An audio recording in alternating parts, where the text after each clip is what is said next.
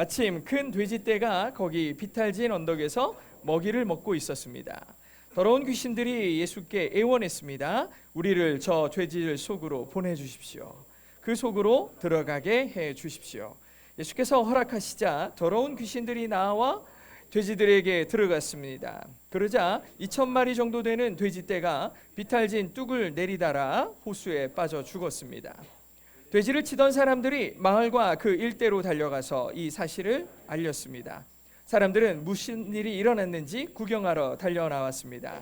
그들이 예수께 와서 군대 귀신 들렸던 그 사람이 옷을 입고 제정신이 들어 거기 앉아 있는 것을 보았습니다.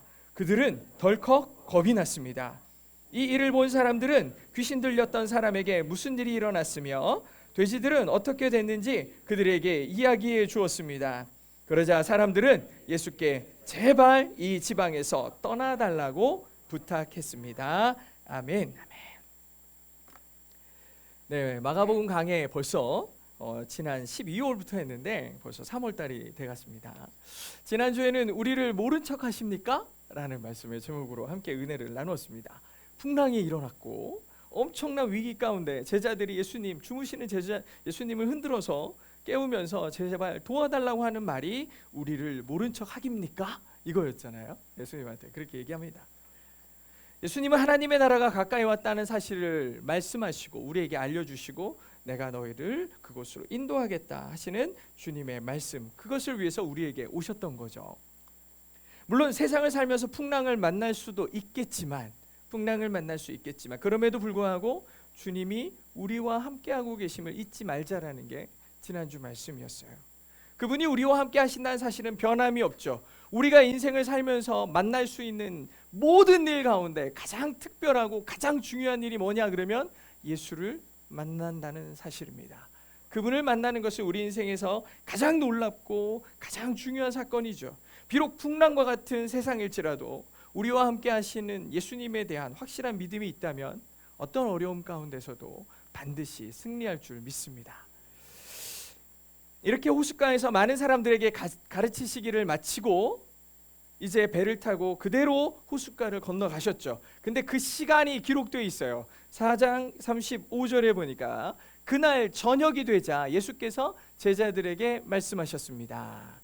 그날 저녁이 되자 예수께서는 제자들에게 말씀하셨습니다. 이미 저녁입니다. 배를 타고 출발하는 시간이 이미 저녁이에요.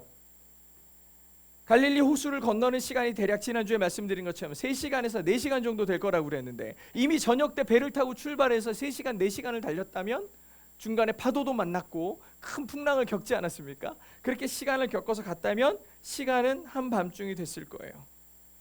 근데 오늘 말씀에 장소적 배경이 나오는데 5장 2절에 보니까 예수께서 배에서 내리시자 더러운 귀신 들린 사람이 무덤 사이에서 나와 예수와 마주치게 됐습니다. 그랬어요. 아니 지금 무덤 가운데 있던 사람을 만나게 됐어요. 그럼 예수님이 지금 배에서 내려 어디로 왔다? 무덤으로 온 거예요. 무덤들이 있는 곳으로 이렇게 오신 거예요. 그랬더니 무덤 사이에 있던 한 사람이 튀어나오는 것을 보게 되죠. 그 사람은 더러운 귀신 들린 사람이었습니다. 예수께서 호수를 건너 거라사라는 이방인의 땅으로 가시더니 그곳에 무덤이 있는 곳으로 가셨고 이 이야기가 끝나는 21절에 보면 다시 배를 타고 다시 호수를 건너가세요. 그러니까 예수님은 여기 거라사 땅에 특별한 목적을 갖고 일부러 오신 거예요. 일부러 여기 오신 겁니다. 이방의 땅에 일부러 오셨어요. 예수님께서 하루 종일 사람들에게 가르치시고 그들을 고치시고 이런 일이 다 일어나고 또 풍랑이 있는 갈릴리 호수를 건너서 이 이방의 땅 거라사에 오셔가지고 이 늦은 시간 이 밤중에 도대체 뭘 하시려고 했던 걸까? 뭘 제자들에게 그리고 그와 함께하는 사람들에게 보여주고 싶으셨던 걸까? 예수님께서 거라사에 가셔서 제일 먼저 만난 사람이 누구냐? 더러운 귀신 들린 사람이었어요. 이 사람에 대해서 마가는 이렇게 묘사합니다. 3절부터 보니까 그 사람은 무덤 사이에 살았는데 아무도 그를 잡아맬 사람이 없었습니다. 쇠사슬도 소용없었죠.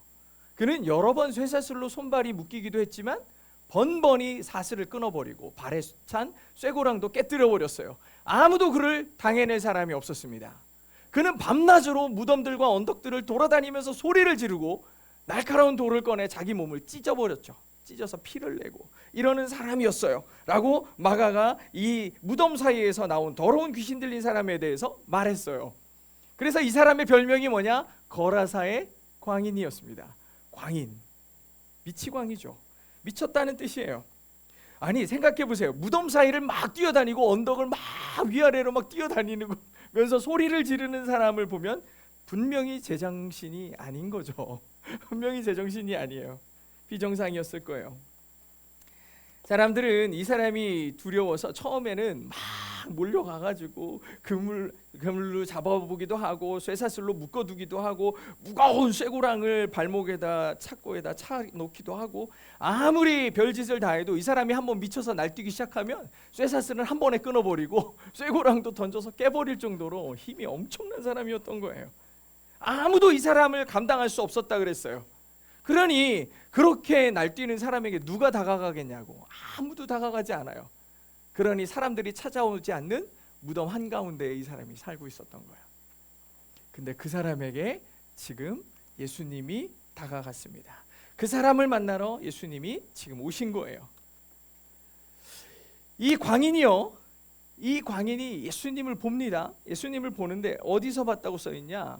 6절에 보니까 그런데 그가 멀리서 예수를 보더니 달려가 그 앞에 엎드려 절했습니다 라고 돼 있어요. 어디서 봤다? 멀리서 봤어요. 그 밤중에 무슨 멀리서 보이겠냐고, 그죠? 그 밤중에 거기에 무슨 뭐 가로등이 있는 것도 아니고 그 옛날에 뭐가 있겠냐고. 근데 멀리서 예수님의 뭔가를 본 거예요. 예수님을 보자마자 확 달려가가지고 그 앞에 엎드려 절을 합니다. 세상 무서울 게 없던 사람이에요. 여기저기를 막 뛰어다니고 사람들이 피하면 피했지 자기가 피할 일은 없는 사람, 세상에 소리 지르고 언덕을 위아래로 뛰어다니는 이 사람이 멀리서 예수를 보자마자 달려와 그 앞에 엎드려 절합니다. 그리고 이렇게 목 놓아 소리 지르는데 7절에 보니까 그리고는 찢어질 듯 큰 소리로 외칩니다. 지극히 높으신 하나님의 아들 예수여, 제가 당신과 무슨 상관이 있습니까?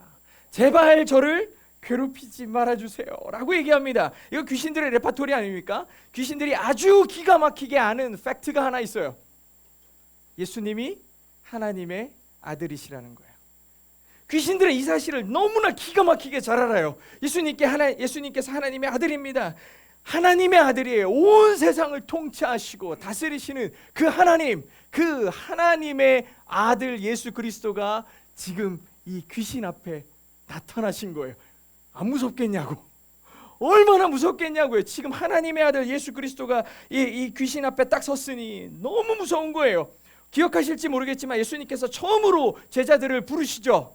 어부인 제자들을 부르셔가지고 제일 먼저 회당에 갑니다. 회당에 가서 귀신 들린 사람을 고치는 얘기가 1장에 나와요. 1장에 귀신 들린 자를 고치는 얘기가 나오는데 그때도 귀신이 억울하다는 듯이 예수님에게 말하죠. 우리가 당신하고 무슨 상관입니까?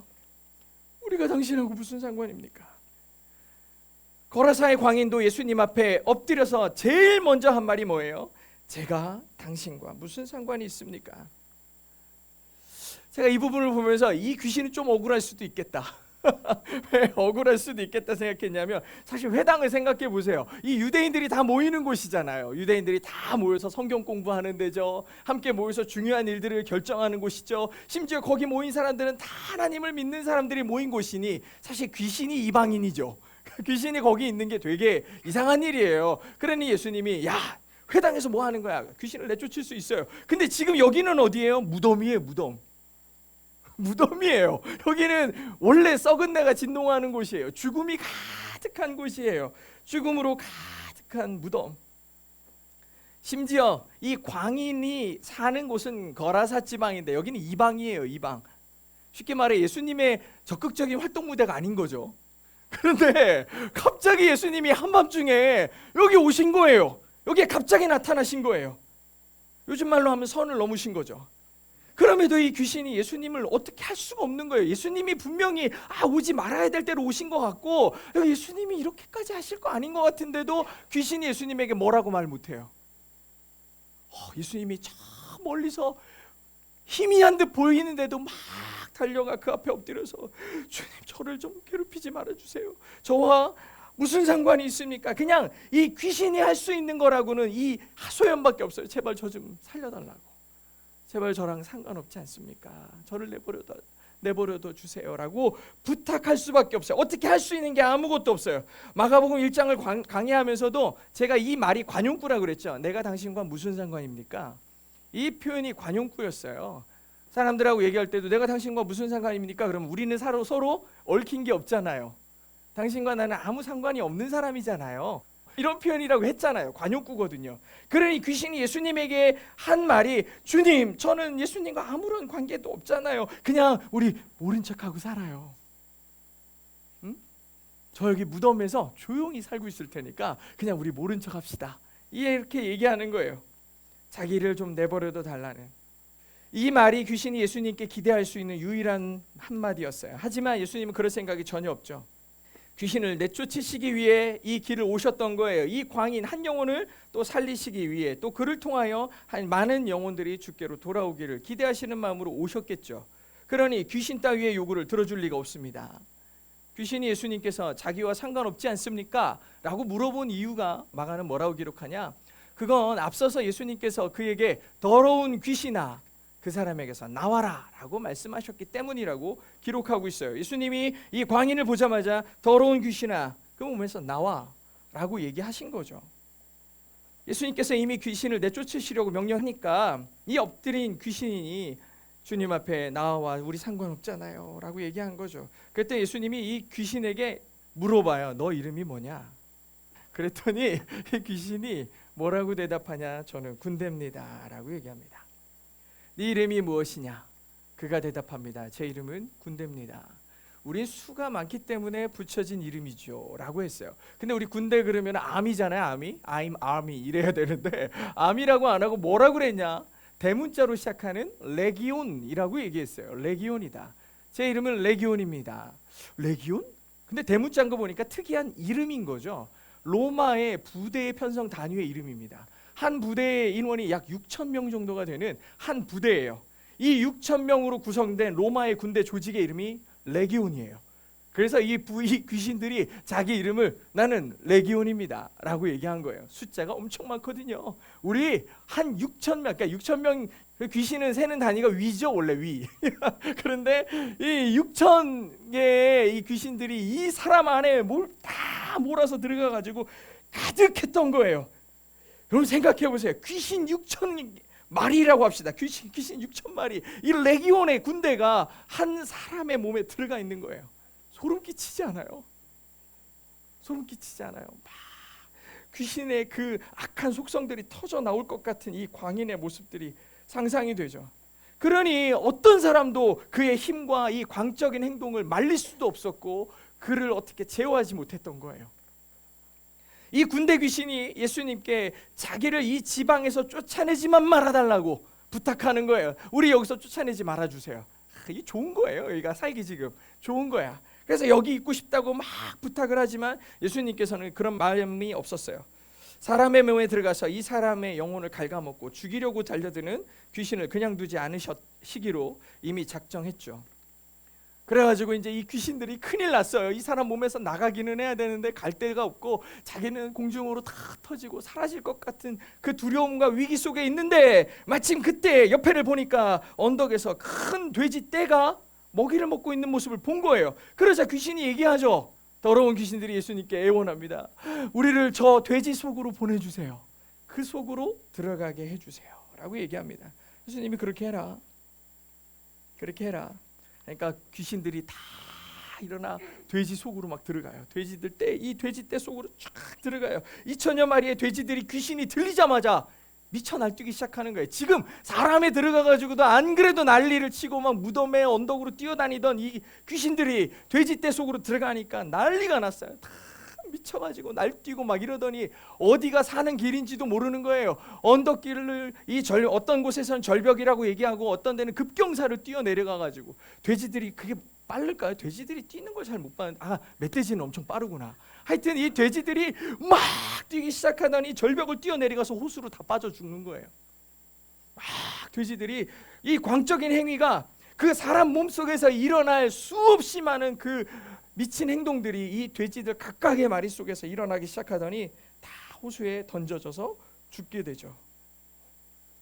귀신들이 돼지떼 속으로 들어가서 보여줬던 그런 행동은 그들의 본성이 얼마나 파괴적이고 얼마나 악한지.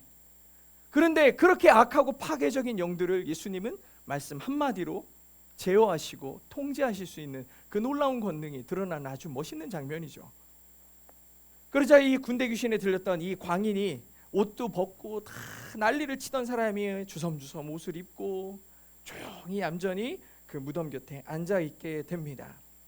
얼마나 수치스럽고 얼마나 힘든 인생을 살았겠어요. 귀신 들려 있었으니. 예수님의 명령으로 무덤 사이를 뛰어다니던 광인에게서 귀신이 떠나고 정상으로 돌아오게 된 거죠. 그는 드디어 귀신의 소나기에서 벗어나 진짜 자유를 얻게 됩니다. 예수로 자유를 얻게 되죠. 이제 다른 복음서의 얘기들처럼 이렇게 이 마을에는 평화가 찾아왔습니다 하고서 끝났으면 좋을 뻔했죠. 끝났으면 참 좋을 뻔했는데, 근데 귀신이 떠난 사람과 예수님 앞에 이 마을 사람들이 찾아옵니다. 이 마을 사람들이 찾아오는데 어떻게 찾아오냐? 돼지떼를 치던 사람들이 자기 돼지들이 좀 전에 미치고 날뛰던 모습, 그리고 갑자기 내리막길로 뛰어내려가 호수에 빠져 죽는 장면을 보고 깜짝 놀란 거예요. 그래가지고 마을로 후다닥 뛰어, 여보세요, 사람들 내 얘기 좀 들어보세요. 지금 우리 돼지떼가 다 빠져서 죽었어요. 그러면서 막 이런저런 얘기들을 막 하는 거죠. 그러니까 사람들이 뭐요? 그게 진짜요? 그러면서 막 충청도는 아니지만 하여튼 되게 신기해가지고 막 몰려오기 시작하는 거예요. 아니 뭐 왜 그랬대? 막 그러면서 막 왔더니 아니나 다를까 돼지들이 막 다 호수에 빠져가지고 막 죽어 있는 거예요. 난리가 난 거예요. 거품을 물고 돼지들이 다 죽은 거야. 그 모습을 본 거죠. 사람들이 이거 어떻게 된 거야? 그러니까 나도 들었는데 하면서 이 사람한테도 얘기해주고 저 사람한테도 얘기해주고 저 사람 미친 사람이 왜 저렇게 정상이 됐지? 그러니까 또 그 얘기도 막 해주고 막 얘기를 해주고 있는 도중에 아주 신기한 것을 성경이 기록하죠. 사람들이 덜컥 겁먹었다라고 돼 있어요. 아니 생각해 보세요. 광인이 제정신이 됐어요. 그리고 돼지들이 갑자기 미쳐 호수로 뛰어내렸다. 두 개 다 놀라운 일이죠. 근데 이 상황에 대해서 사람들이 겁을 먹었다라고 성경은 기록하고 있어요. 심지어 어떤 사람은 사람들과 막 얘기를 하던 도중에 예수님께 나옵니다. 그러더니 뭐라고 그러냐? 예수님, 우리 지방에서 떠나주세요 라고 얘기합니다. 우리 동네에서 제발 떠나주세요. 아니 갑자기 이게 무슨 일이냐고요. 귀신 들린 사람이 정상으로 돌아온 거 너무 은혜롭지 않아요? 되게 은혜로운 일이에요. 좋은 일이죠. 엄청난 수의 무서운 귀신들이 사라진 것도 좋은 일이에요. 물론 엄청난 돼지가 몰살당한 것은 물질적으로 분명히 큰 피해이긴 하지만 그래도 한 영혼이 회복된 기쁨이 크지 않겠습니까? 좀 쉽게 물어본다면 한 사람이 돼지 2,000마리보다 낫지 않니? 라고 물어보는 거죠. 사람들이 주저합니다. 돼지 2,000마리도 귀하거든요. 한 사람 저 미치광이 광인에게 저 사람의 목숨보다 내 돼지 2,000마리가 더 귀한 거죠. 쉽게 대답하기 어려울 수 있어요. 왜 사람들이 덜컥 겁이 나서 예수님에게 달려와 이 지방을 떠나달라고 한 것 같습니까? 한번 생각해 보세요. 저는 이 부분을 이해하고 싶어가지고 계속 몇 번을 읽어봤어요. 왜 사람들이 겁을 먹었지? 그리고 왜 예수님을 떠나달라고 했을까? 고민을 했어요. 사람들이 느꼈을 첫 번째 감정은 예수님에 대한 경이로움과 두려움이었을 거예요. 자기들이 달려들어 쇠사슬로 묶어보기도 하고 쇠고랑을 채워보기도 했던 그 모든 수단과 방법을 동원했지만 아무 소용없었던 광인이죠. 근데 그런 사람이 예수님 앞에 엎드려 두려움에 떠는 모습을 사람들이 봤어요. 충격이죠. 어떻게 된 거야? 놀랬겠죠. 충격을 받았을 거라고. 심지어 말씀 한마디로 광인 속에 있던 엄청난 귀신들이 도망가는 모습을 봤으니 두려웠을 거라고요. 예수님이 정확하게 어떤 분인지는 모르지만 분명히 틀림없이 엄청난 분일 거야 라는 생각이 머릿속에 가득해지기 시작했어요. 예수님 진짜 저분 누구지? 정말 대단한 분인 것 같은데? 라는 생각을 하고 있었어요. 그럼에도 그런 예수님을 진심으로 환영할 수 없는 이유가 있는데 바로 돼지입니다. 돼지는 재산이죠. 재산이에요. 사람들이 놀랍고 위대하신 예수님을 환영할 수 없었던 이유는 재산인 돼지가 죽었기 때문이에요.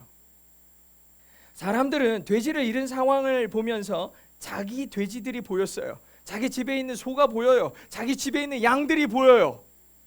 언제 우리 소가, 언제 우리 집 양이 귀신부터 죽을지도 모른다는 생각을 하기 시작해요. 어떻게 된 거야? 손해를 계산하기 시작하는 거야. 결국 예수님이 자기들과 함께 계시다라는 것이 결코 우리에게 득이 될 리가 없어라고 정의합니다. 야, 저분 계시면은 동네방네 돌아다니면서 귀신 쫓는다고? 우리 집 소에 들어가라, 저 집 양에 들어가라, 완전 거지가 되겠구만, 이런 생각들을 하기 시작하는 거예요. 야, 이거 이러다 큰일 나겠는데? 그러니까 어느 순간부터는 이 손익 계산을 하다 보니까 귀신은 더 이상 이제 머릿속에 없어요. 다 마을 사람들이 자기도 이해할 수 없는 초자연적인 능력 앞에서 두려움을 느끼고 그 다음에 계산하는 게 물질적 손해에 대한 이득이었어요. 아, 예수님이 나랑 함께하는 것보다 안 계신 게 낫겠다. 안 계신 게 낫겠다.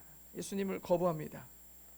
영적 무지가 불러온 처참한 상황이죠. 지금도 많은 사람들이 이와 비슷한 이유로 예수님을 자기 삶으로 모시기를 거절하죠.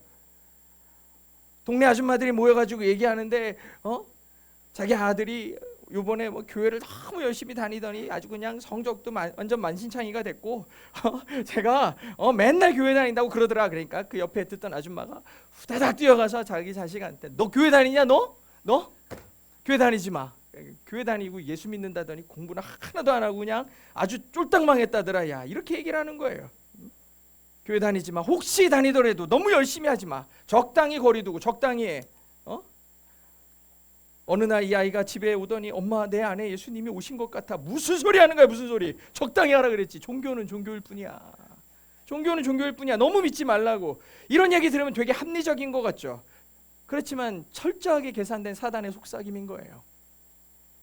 우리는 종종 신앙과 세상적 유익 사이에서 갈등하죠. 나의 만족과 유익을 위해 예수 그리스도를 포기하는 자들, 눈앞의 이익 때문에 영원한 가치를 놓치는 실수들을 종종 합니다. 그리고 그런 사람들을 봅니다. 이는 마치 거라사 사람들이 돼지떼를 잃는 것을 두려워하여 예수 그리스도를 마음에 모시기를 거부하고 그가 떠나기를 요구하는 것과 너무 닮아 있어요. 거라사 지방의 사람들은 예수님께 떠나달라고 말하죠. 예수님은 귀신들이 제발 우리를 여기에 머물게 해주세요, 이 지방에 거하게 해주세요 라고 부탁하는 그 귀신들의 부탁과 애원을 거절하셨어요. 무슨 소리 하는 거야? 떠나거라. 내쫓으셨죠. 근데 이제 마을 사람들이 달려와 예수님에게 이 지방에서 떠나달라고 얘기하고 있어요. 이게 무슨 상황이냐고. 이게 말이 안 되는 상황이 일어나고 있어요. 귀신들이 예수님을 만나자마자 당신이 우리와 무슨 상관입니까? 라고 얘기했잖아요. 당신이 우리와 무슨 상관입니까? 근데 이제 마을 사람들이 뭐라 그래요? 예수님에게 당신이 우리와 무슨 상관입니까? 전 예수님하고 어떤 관계도 맺고 싶은 생각이 없어요. 손해볼 것 같거든.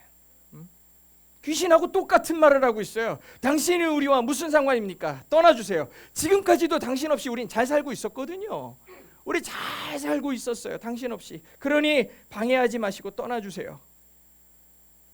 이게 귀신이 들렸으면 귀신만 쫓아내면 되는데 사람이 스스로 귀신과 같이 되기를, 귀신과 같이 생각하기로 작정한 사람들에게 뭘 할 수 있겠습니까? 결국 예수님은 다시 그 호수를 건너서 떠나시죠. 마을 사람들은 아직 일어나지도 않은 자기들이 입을 피해에 대해서 고민하고 있었어요. 그리고 그 피해에 대한 걱정으로 예수님과 아무 상관없기로 결정합니다. 그들은 예수님에 대해 알기도 전에 관계를 거부한 거죠. 이 사실은요, 꼭 예수를 믿지 않는 넌 크리스천들을 대상으로 한 얘기가 아니에요. 교회에 오고 있지만, 예배도 하고 있고 예수님을 믿는다고 말하지만 따르지 않는 자들에 대해서도 말씀하시는 거예요. 예수님이 우리 안에 들어오시면 그분의 말씀과 그분의 뜻이 나를 살게 만들고 나를 움직이게 만들어야 되는데, 말로는 교회에 와 있고 말로는 찬양하고 말로는 예수의 이름을 부르지만 정작 우리는 예수님의 말씀을 따르지 않는 모습들이 바로 이 마을 사람들과 같은 모습이죠. 지금도 얼마나 많은 사람들이 자기들의 세상적 유익과 예수님을 믿는 것을 저울 위에다 올려놓고 비교하는지 몰라요. 이번에 예수님 이 말씀 내 마음에 부담이 되고 마음에 불편함이 있지만 그래도 따를까요? 아니면은 이것을 포기함으로 얻는 세상적 유익과 대가들을 더 낮게 여겨서 예수님을 밀어내고 있지는 않는지. 주님, 제발 나 좀 떠나주세요. 제발 나 좀 불편하게 하지 말아주세요. 저랑 부대끼지 말아주세요. 그냥 보일 듯 말 듯 저기 멀리에 계셔주세요 라고 소망하는 사람들이 얼마나 많냐는 거죠. 그렇게 마을 사람들은 예수님을 떠나 보냈습니다. 떠나시는 예수님을 보며 예수님이 다 호수 가운데로 떠나시는 모습을 보며 마음을 쓸어 담았겠죠. 다행이다, 다행이다. 아유, 열심히 믿었으면 어쩔 뻔했어. 예수님이 우리 마을에 있었으면 어쩔 뻔했어. 큰일 날 뻔했어. 우리 다 고지될 뻔했어. 자기들이 얼마나 귀한 기회를 놓친 것인지 조금도 알 방법이 없어요. 예수님을 자기들 가운데로 모시는 것이 얼마나 복된 삶이고 얼마나 기쁜 것인지 알 방법이 없어요. 지금도 마찬가지예요. 경험하지 않고는 알 방법이 없어요. 우리는 많은 사람들이 얘기합니다. 예수 믿는 즐거움이 무엇인지, 신앙 가운데 거함이 얼마나 큰 감격인지를 얘기하죠. 얼마나 좋은지 몰라. 그거 몰라요. 자기가 알기 전까지는 몰라요. 그래서 우리는 그리스도 안에 있어야 돼요. 아무리 말로 좋다고 하고 얘기해도 본인이 경험하지 않으면 소용이 없어요. 그래서 예수님을 마음에 모시고 모든 삶을 기도로 주님과 나누며 동행하며 경험해야 돼요. 물론 살다 보면 풍랑을 만날 수 있죠. 원치 않는 경제적 손실이 일어날 수 있어요. 뜻하지 않게 고통 가운데 있을 수 있죠. 유난히 예수님을 믿기 때문에 참아야 되고, 예수님을 믿기 때문에 양보해야 되고, 예수님을 믿기 때문에 손해를 봐야 되는 순간들도 분명히 오게 돼 있어요. 그때 아이고 예수님, 이번만 눈 감아주세요. 이번만 이해해 주세요. 이번만 참아주시면 다음부터는 잘할게요. 이렇게 얘기합니다. 근데 진짜 믿음의 사람이라면, 그리고 그리스도 뜻대로 살기를 원한다면 예수님이 눈 감아 주시기를 소망하는 게 아니라 세상아 네가 나와 무슨 상관이 있느냐라고 얘기할 수 있어야죠. 네가 나와 무슨 상관이 있냐, 나는 그리스도와 연결되어 있는 사람이라고 얘기하는 사람이 크리스찬이죠. 그 담대함이 크리스찬다움을 만드는 거예요. 그것이 그리스도인의 강력함입니다. 그렇게 주저없이 주님의 뜻대로 행하기를, 그리고 주님의 뜻을 따라가기를 작정하는 우리 동행의 성도 여러분들 모두가 되시기를 주의 이름으로 축복합니다.